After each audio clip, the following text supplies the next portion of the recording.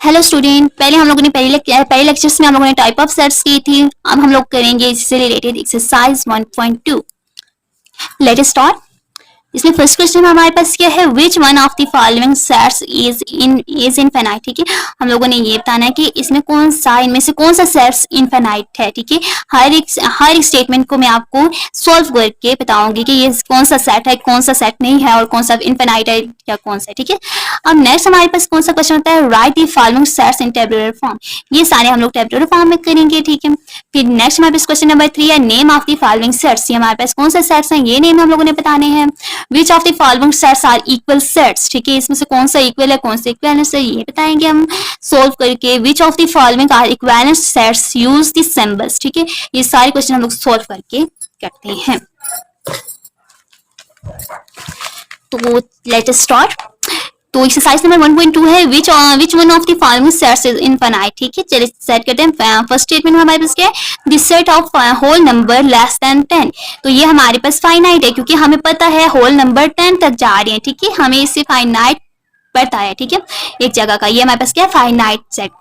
अगर तो हमें कहते हैं होल नंबर, हमें ये नहीं पता होता कहाँ तक की लिस्ट है सेट ऑफ होल नंबर, फिर हम लोग कहते हैं कि इनफिनाइट है। ओके, अब नंबर 2 पे हमें पता है the set of prime number less than 10।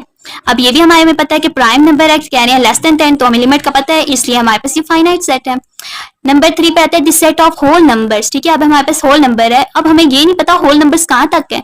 ठीक है, 5 तक है, 7 तक है, 9 तक है, 25 तक है, 30 तक, हमें लिमिट का नहीं पता है, इसलिए ये कौन सा है, इनफिनाइट सेट है। ठीक है, ओके। और दूसरी, अब हमारे पास क्या है, क्वेश्चन नंबर 4 है the set of factors of 10। अब हमारे पास क्या है, factors of 10।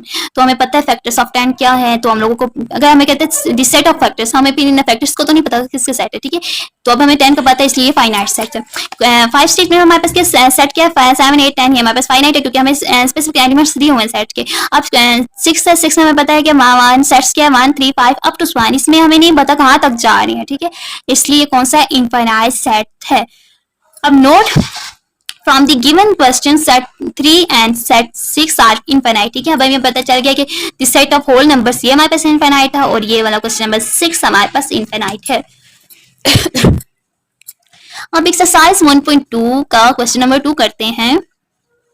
Right the following sets in tabular form. अब हमें इसे टेबुलर फॉर्म में लिखना है, तो हमारे पास स्टेटमेंट क्या है, the set of first 5 nature number in tabular form.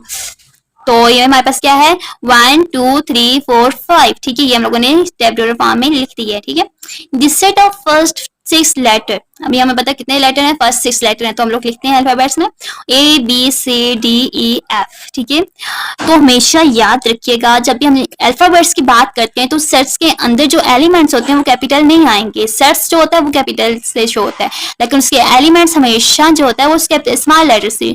अब हमें यहाँ पे ये तो नहीं पता है कि हमने स्मॉल लिखनी कैपिटल, लेकिन आपको पता होना चाहिए कि जब भी हम लोग सेट्स के एलिमेंट्स लिखते हैं तो वो हम लोग स्मॉल लेटर्स में लिखते हैं। आज क्वेश्चन नंबर 3 हमारे पास set of all odd number less than 9। तो इससे हमें पता है ऑड नंबर 9 तक कौन कौन से आते हैं, 1 3 5 7।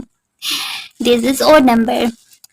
क्वेश्चन नंबर 4 है the set of all natural number which divides 12। ठीक है, हम लोगों ने नेचुरल नंबर लिखना है जो 12 को डिवाइड्स करते हैं। सबसे पहले ब्रेसेस 1 3 4 6 12 सारे हम लोगों ने लिख लिए। ठीक है, जो डिविजिबल हैं। ठीक है, 9 12 पर, और इससे हम लोगों ने सेपरेट कर दिया कॉमा से।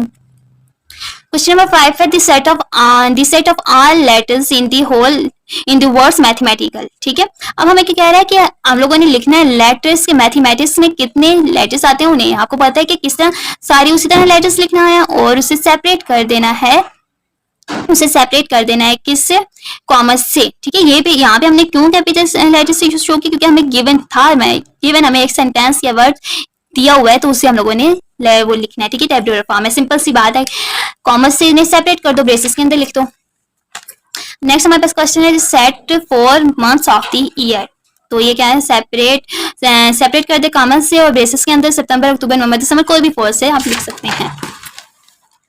क्वेश्चन नंबर हमारे पास 3 है, नेम द फॉलोइंग सेट्स। ये कौन सा सेट है हम लोगों ने ये बताना है।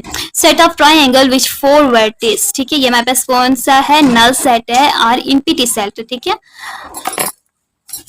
अब हमारे पास क्या है, उम्र हमारे पास एक ही एलिमेंट है, ये हमारे पास सिंगल है। ठीक है, सिंगल 105 हमारे पास कौन सा स्केलेटन सेट है। ठीक है। अब क्वेश्चन नंबर 4 करते हैं, उसमें हमारे पास क्या कह रहा है, which of the following sets are equivalent set. ठीक है, हमारे पास A equals to set A हमारे पास क्या है 0 1 2, B हमारे पास क्या है 0 1 2 3 और C हमारे पास क्या है 1 0 2 और D सेट हमारे पास क्या है 1 0 3 2। ठीक है, अब हमारे पास इक्वल जब होते हैं जब हमारे पास सेम एलिमेंट्स हो। ठीक है, अब देखिए सेम एलिमेंट्स किस किस के हैं 0 1 2 और यहाँ पे हमारे पास क्या है C में हमारे पास है 1 0 2। ये हमारे पास किसके A और C के सेम एलिमेंट है। ठीक है, आगे पीछे है देखिए A का सेट में देखिए 0 पहले आ रहा है और C के सेट में 1 पहले आ रहा है, इधर 0 पहले आ रहा है इधर 0 सेकंड प्लेस पर आ रहा है, ये मैटर नहीं करता। ठीक है, बस सेम एलिमेंट्स होने चाहिए।